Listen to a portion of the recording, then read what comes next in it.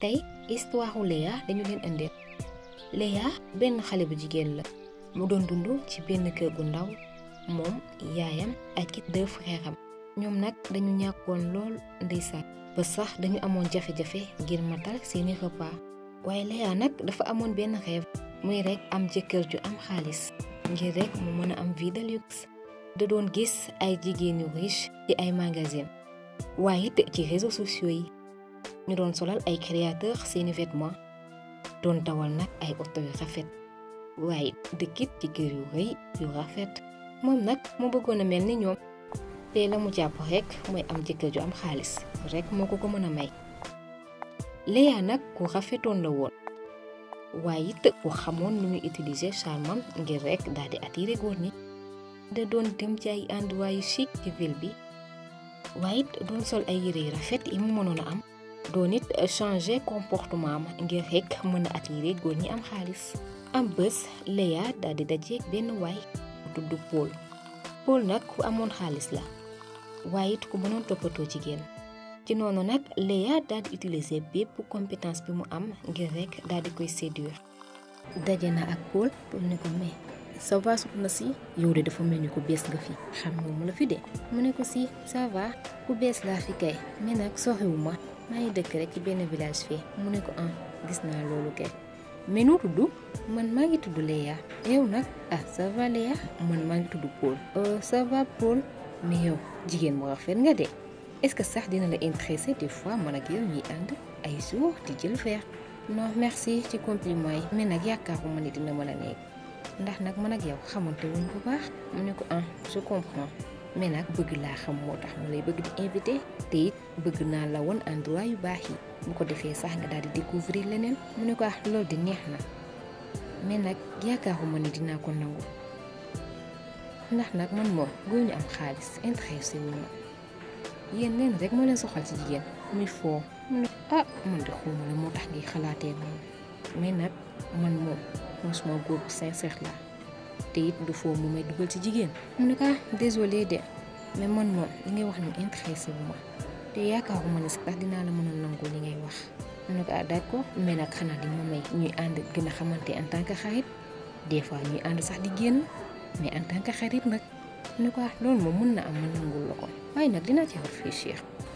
ñoom ñaax commencé nañu génn ensemble Léa ni ko Paul il faut que ñu waxtaan man ak yow mu ne ko lan mu xew ma belle mu ne ko bon xalaat naa bu baax ci sama digganteeg yow mais daal dama jàpp ne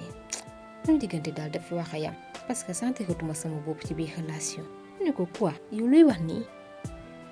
yow xam nga ni man dama la bëgg du xam nga loolu bu baax mu ne ko sentiruma loolu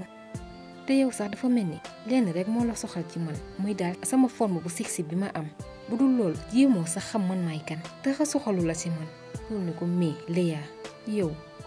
man di maa ngi jéggalu bu fekkee ni dama la wan ni sa apparence moo ma intéressé waaye nag loolu du woon sama mbëbët de mu ne ko gëm naa la mais daal su ma sañoon suñu diggante am fii ndax nag man ak yow dañu am ay différence trop mu ne ko d'accord bu fekkee ni que loolu nga bëgg man duma la téye ci relation bi mais nag juste nga xam ni que man de sentir woon naa sama bopp loolu sama diggante ak yow mu ne ko merci ci li ma comprendre maa ngi lay souhaiter nga am vie bu meilleur bu ko defee ku nekk xooli leneen noonu nag mu daal di décider ne dafay bàyyi Paul ngir rek daal di concentré wu ci vie am waaye tamit ci wër mbëggeel gu dëggu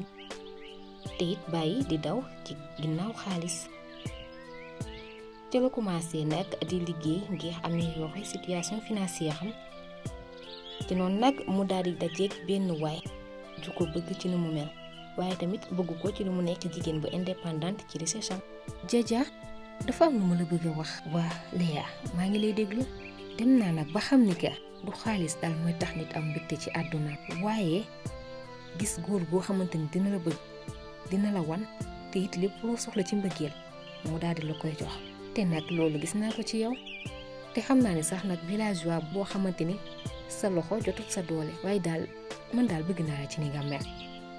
Jaja ne ko Léa man de franchement sa kàddu yu tuuti na mu lool ne ko lenn rek laa bëgg nga xam ko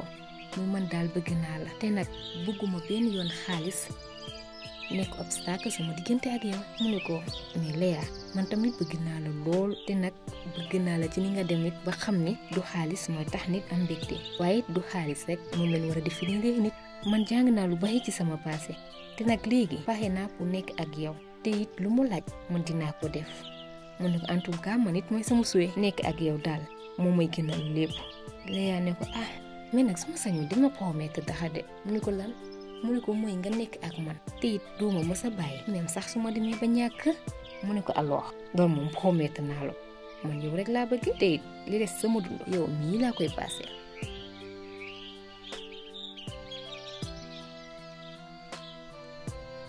Léa nag dem ba réaliser ni que mbégte dëgg ci mbëggeel la bu jógee ak it satisfaction bi ngay am ci sa bopp waaye du jóge ci xaalis te it du jóge ci ay biens matériels.